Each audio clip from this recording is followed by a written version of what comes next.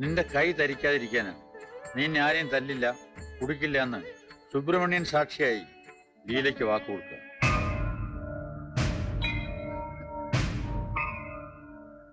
ഇങ്ങ് അടുത്ത് വാ മോളെ.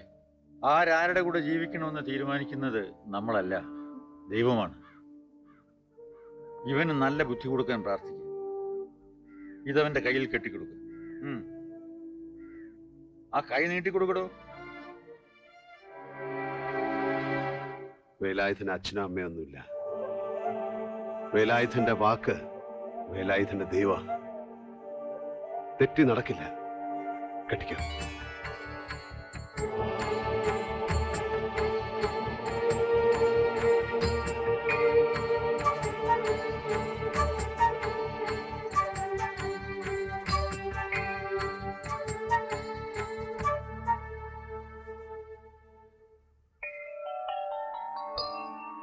ഇപ്പൊ തൊട്ട് വേലായുധന് വ്രതം.